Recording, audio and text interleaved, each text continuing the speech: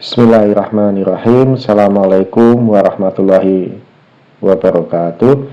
Channel YouTube ini saya gunakan sebagai media pembelajaran, media sharing knowledge untuk Bapak Ibu baik mahasiswa maupun dari kalangan umum untuk lebih mempermudah bagaimana belajar akuntansi dan juga manajemen keuangan. Jadi ini saya akan membahas terkait dengan materi persamaan akuntansi. Ini menarik Bapak Ibu. Jadi apa yang kita bahas pada sesi kesempatan kali ini sebenarnya prinsip yang sangat fundamental, dan saya ingin meng-share bahwa persamaan akuntansi itu jangan dihafal Bapak Ibu, tapi menggunakan logika akuntansi supaya kita tidak mudah lupa dan akan selalu teringat pada saat kita menemui kasus-kasus ataupun aktivitas transaksi yang nanti akan berjalan di perusahaan yang kita hadapi. Kemudian kita mulai dari mana? Nah, saya ingin menggambarkan bagaimana alur proses laporan keuangan Bapak Ibu. Nah, kita ketahui bersama Bapak Ibu bahwa laporan keuangan itu adalah ada 3 macam yang perlu kita garis bawahi. Totalnya ada 5. Yang pertama kita bisa ingat ada laporan laba rugi, kemudian laporan perubahan modal, laporan neraca, kemudian ada laporan arus kas, kemudian ada catatan atas laporan keuangan. Ada 5 Bapak Ibu. Ada 5 laporan keuangan. Nah, bagaimana sih keterkaitan antar laporan keuangan? Nah, kita pertama laporan keuangan yang pertama kali kita susun di dalam komponen laporan keuangan adalah laporan laba rugi Bapak Ibu. Nah, kita lihat nih. Di dalam laporan laba rugi itu ada akun pendapatan, ada akun beban, ya, ada akun pendapatan dan akun beban. Nah, pendapatan saya contohkan, saya pendapatan 500. Kemudian ada beban 200. Beban pendapatan kemarin kita sudah mendefinisikan adalah penerimaan yang diterima oleh perusahaan atau entitas yang tidak wajib untuk dikembalikan pada kemudian hari ke si pembayar. Nah, kemudian beban itu apa definisinya? Definisinya adalah pengorbanan yang dilakukan oleh perusahaan atau entitas untuk memperoleh pendapatan. Nah, bentuknya seperti ini. Nah, pendapatan dan beban ini masih ingat Bapak Ibu, ini adalah akun nominal atau akun sementara Bapak Ibu. Ini adalah akun sementara. Nah, pendapatan 500 dikurangi beban 200 sehingga muncul selisih 300. Selisihnya selisih positif atau selisih negatif? Saat pendapatan itu lebih besar daripada beban, maka selisihnya positif atau bisa dikategorikan sebagai laba. Nah, di laporan laba rugi ini akan outputnya adalah menghasilkan laba. Nah, laba 300 rupiah. 300 kita ambilkan angka yang mudah aja, 300 rupiah. Dari 300 rupiah ini larinya kemana? Ke laporan apa lagi? Laporan perubahan modal. Digunakan dalam laporan perubahan modal, di mana di dalam komponen laporan perubahan modal itu ada yang namanya modal awal ditambah laba atau rugi ketemu modal akhir. Nah, laba atau rugi yang ada dicatatkan di modal ini diambil dari mana? Dari output laporan laba rugi, nilainya 300, ditambahkan di sini modal awalnya 1000, ditambahkan laba atau ruginya 300. Sehingga ketemu modal akhirnya 1000 ditambah laba 300. Kalau sininya rugi, berarti 1000 dikurangi 300 ketemu 700. Nah, kita mengasumsikan bahwa ini adalah laba Bapak Ibu, sehingga modal awalnya 1000 ditambah labanya 300 ketemu modal akhirnya 1300. Nah, modal akhir 1300 ini nanti akan lari ke laporan mana lagi? Ini akan lari ke laporan neraca. Nah, kita ketahui bahwa laporan neraca itu isinya ada akun real yang sifatnya tetap, di mana akun real itu ada akun aset, ada akun utang, dan akun modal.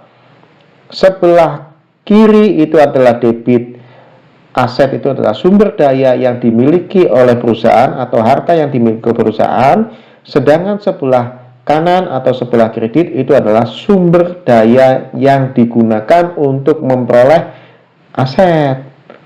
Sumber daya untuk memperoleh asetnya menggunakan utang, sumber dananya menggunakan utang, sumber dananya menggunakan modal sendiri untuk memperoleh aset. Nah, output modal akhir yang tadi 1.300 ini digunakan ke laporan neraca di komponen modal, ya Bapak Ibu. Sehingga apa? Ada keterkaitan antara akun nominal, yaitu pendapatan beban ini berpengaruh kemana? Ke akun modal. Akun modal ada di mana? Di neraca. Nah, ini bagaimana? Kenapa saya jelaskan ini? Karena ini nanti akan keterkaitan dengan munculnya persamaan akuntansi. Nah, ini Bapak Ibu. Persamaan akuntansi yang pertama, awal mulanya adalah aset. Ini yang pokok, aset sama dengan utang ditambah modal. Nah, ini akun real, aset sama dengan utang tambah modal. Tapi pada saat transaksi, kita kan mengenal ada transaksi pendapatan, ada transaksi beban.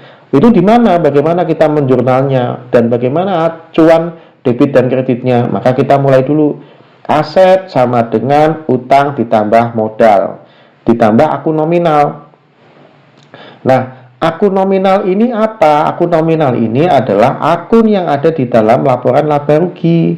Nah, akun yang ada di dalam laporan laba rugi apa? Akun pendapatan dikurangi akun beban. Nah, akun pendapatan dikurangi beban. Nah, akun pendapatan dan beban ini akan berpengaruh ke apa? Ke akun mana? Ke akun modal. Sehingga pokok persamaan akuntansi adalah aset sama dengan utang plus modal. Kalau mau diuraikan lagi, maka aset sama dengan utang plus modal, di mana modal ini dipengaruhi dengan pendapatan dikurangi beban atau ditambah dengan akun nominal, sehingga ketemu persamaan akuntansinya adalah aset sama dengan utang ditambah modal. Akun nominalnya ini kita naikkan masuk karena ini mempengaruhi modal, kita masukkan di samping modal, ditambah pendapatan dikurangi beban, sehingga persamaan akuntansi yang lengkap adalah ini, aset sama dengan utang ditambah modal tambah pendapatan dikurangi beban, termasuk urutan kode rekeningnya Bapak Ibu, termasuk urutan kode rekeningnya. Jadi kalau Bapak Ibu lihat kode rekeningnya, ini bisa kita sajikan seperti ini. Nah, di sini bisa kelihatan aset, utang, tambah modal, tambah pendapatan, dikurangi beban. Urutannya pun urut. Aset kode akunnya 1, utang kode akunnya 2, modal kode akunnya 3, pendapatan kode akunnya 4, beban kode akunnya 5. Kemudian bagaimana selanjutnya, kita kenapa kok beban ini ada minus? Nah, sekarang gini, kita kenal ada yang namanya persamaan matematika, ya, persamaan matematika. Kita kenal ada persamaan matematika, ya.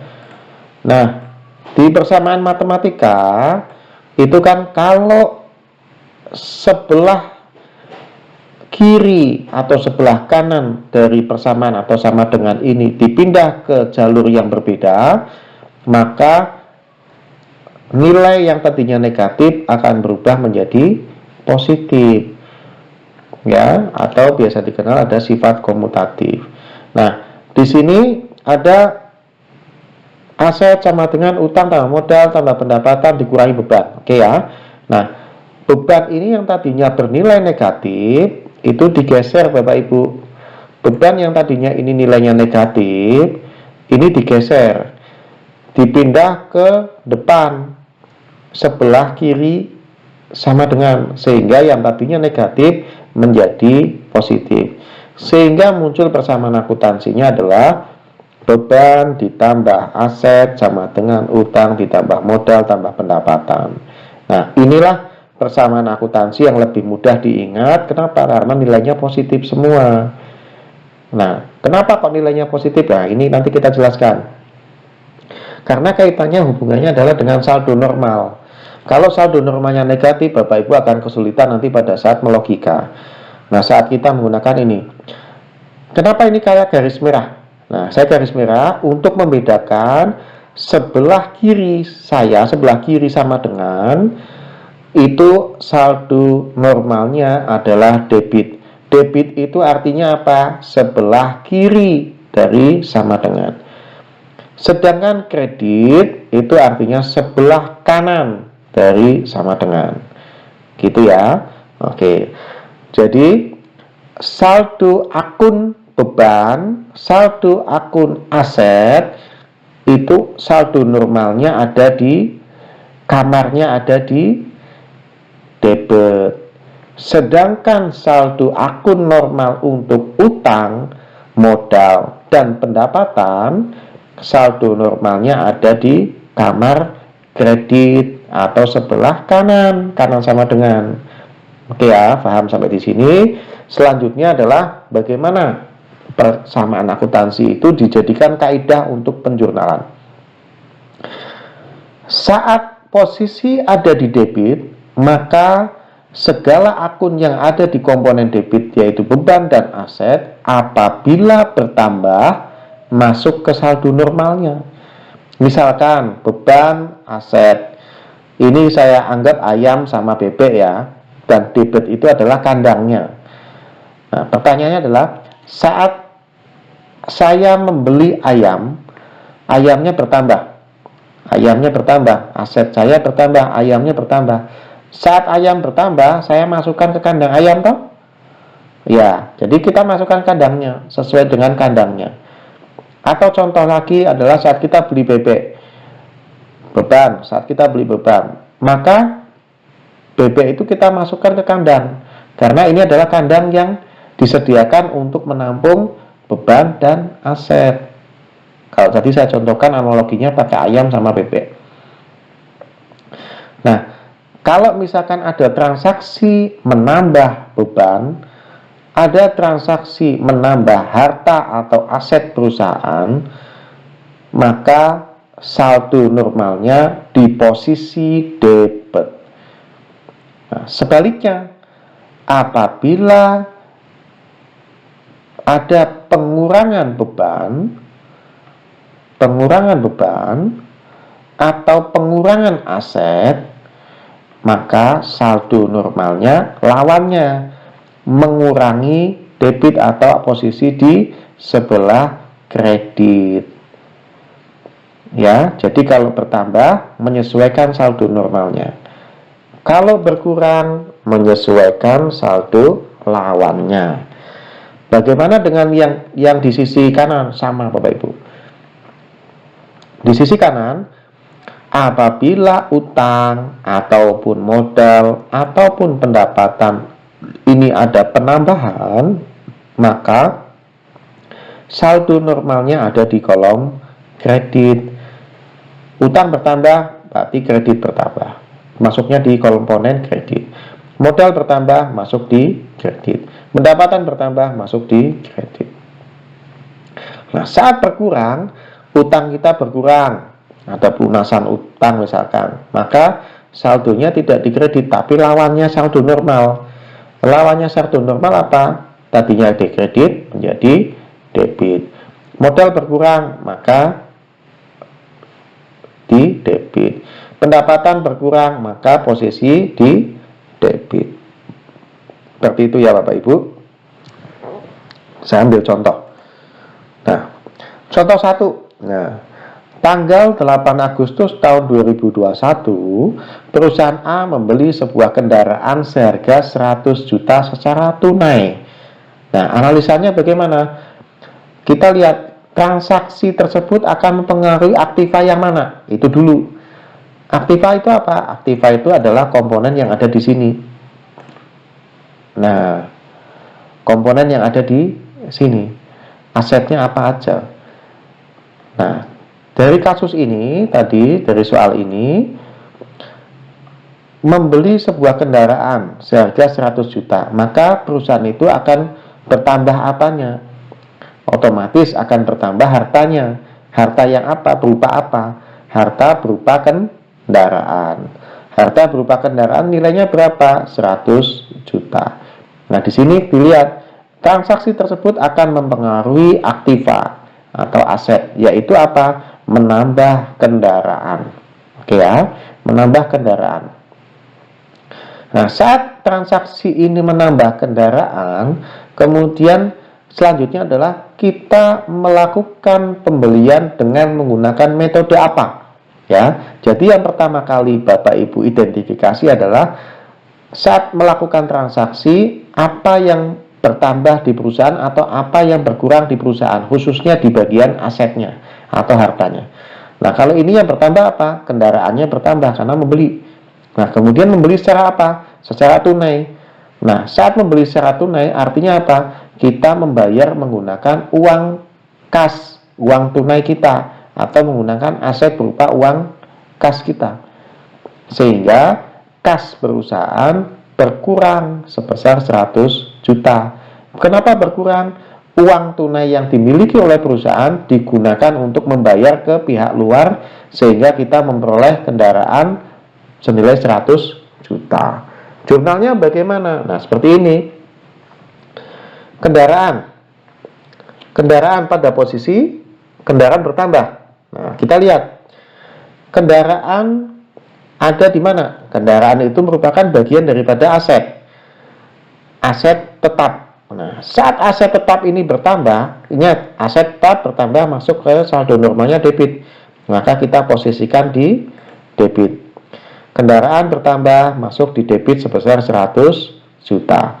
Kemudian pembeliannya secara apa? Secara tunai. Karena secara tunai maka uang kas perusahaan berkurang sejumlah 100 juta. Nah, uang kas itu bagian dari apa? Uang kas itu bagian daripada aset. Aset berupa apa? Kas. Nah, saat kas ini berkurang, saldo normalnya apa? Debit bukan? Bukan. Saldo normalnya adalah lawannya debit, karena dia posisinya debit. Lawannya debit apa? Kredit. Sehingga jurnalnya adalah kendaraan pada debit 100 juta, kas pada kredit 100 juta. Nah, contoh yang kedua adalah pada tanggal 10 Agustus 2021, perusahaan A membeli mesin fotokopi seharga 50 juta secara kredit. Ya, kita membeli secara kredit. Oke ya. Kita analisis transaksinya. Nah, kita membeli mesin fotokopi. Perusahaan yang bertambah asetnya berupa apa? Berupa peralatan mesin fotokopi, gitu ya. Nah, kita lihat peralatan mesin fotokopi itu bagian dari apa? Bagian daripada aset. Asetnya bertambah, berarti masuk di debit. Kita lihat, aset bertambah, peralatan mesin masuk di debit sebesar 50 juta. Sekarang, kita identifikasi, dia belinya secara tunai atau kredit? Oh, secara kredit. Membeli secara kredit. Nah, saat membeli secara kredit, artinya apa? Hutang perusahaan kepada pihak eksternal itu bertambah. Nah, kita lihat hutang di sini. Nah, utang di komponen sebelah kanan atau kredit. Saat utang bertambah, maka saldo normalnya ada di kredit. Utang bertambah, saldo normalnya kredit. Sehingga utang di sebelah kredit. Sehingga kalau ditransaksikan peralatan mesin posisi debit 50 juta, utangnya kredit sebesar 50 juta. Seperti itu Bapak Ibu. Mudah, kalau akuntansi itu tidak sulit. Kemudian yang kedua, tanggal 8, contoh 3, tanggal 8 Agustus 2021, perusahaan A melakukan jasa servis, ya. Karena misalkan jasa servis penjualan barang alat kesehatan misalkan. Usaha pokoknya perusahaan adalah jasa servis alat kesehatan.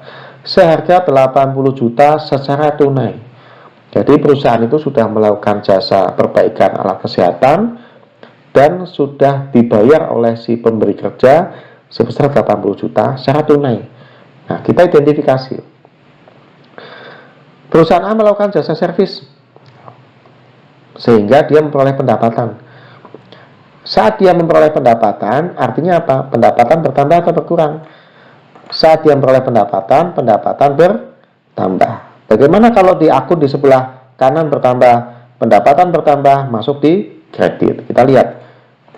Pendapatan bertambah, kemudian masuk di kredit ya, 80 juta.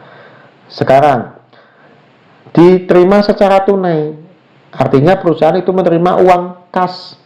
Nah, kita lihat uang kas itu apa? Uang kas itu bagian dari aset. Kas yang ada di dalam aset bertambah, sehingga saat aset bertambah berupa kas, maka masuk di debit. Sehingga jurnalnya ada seperti ini. Kasnya ada di debit 80 juta, sedangkan pendapatan ada di kredit sebesar 80 juta. Ini yang secara transaksi tunai. Nah, bagaimana yang secara tempo atau secara dibayar tidak lunas? Tanggal 10 Agustus 2021, perusahaan A telah melakukan jasa servis seharga 60 juta, tetapi belum ada pembayaran dari konsumen. Tetapi perusahaan A telah melakukan jasa servis, artinya dia sudah mempunyai hak atas pendapatan. Nah, inilah definisi pendapatan itu adalah munculnya hak atas pendapatan, maka sudah kita akui. Jadi piutang itu sudah kita akui. Yang pertama adalah saat kita sudah melakukan jasa servis, artinya apa? Kita sudah mengakui pendapatan. Jadi akui pendapatan tidak hanya setelah uang itu kita terima secara tunai, tetapi saat kita muncul hak atas pendapatan pun sudah kita catatkan pendapatan, sehingga pendapatan bertambah, pendapatan ada di kolom kredit, saat saldo normalnya dia bertambah maka masuk ke kredit. Jurnalnya adalah pendapatan ada di komponen kredit. Nah, kemudian yang bertambah apa lagi selain itu? Karena dia belum dibayar oleh konsumen, berarti ada piutang. Piutang kepada pihak eksternal. Ada piutang yang belum dibayar. Nah, piutang yang belum dibayar oleh konsumen. Nah, piutang itu apa? Piutang itu perusahaan bertambah piutangnya. Piutang itu adalah bagian daripada aset. Kita kenal bahwa aset itu ada kas, kemudian piutang, persediaan, perlengkapan kantor, dan seterusnya. Nah, piutang itu bagian daripada aset. Nah, saat aset itu bertambah, masuk di debit, sehingga piutang bertambah masuk di debit. Kita lihat jurnalnya. Nah, piutang bertambah dicatatkan 60 juta di sebelah debit, pendapatan bertambah dicatatkan di sebelah kredit sebesar 60 juta. Demikian Bapak Ibu, mudah sekali untuk persamaan akuntansi. Contoh-contohnya silakan bisa dipelajari. Ini pokoknya adalah ini. Saya jelaskan memang tidak hafalan, tetapi pakai logika akuntansi, harapannya semuanya bisa dimengerti secara jelas dan tidak menggunakan sistem hafalan. Demikian Bapak Ibu, terima kasih sudah menonton dan semoga bermanfaat. Assalamualaikum warahmatullahi wabarakatuh.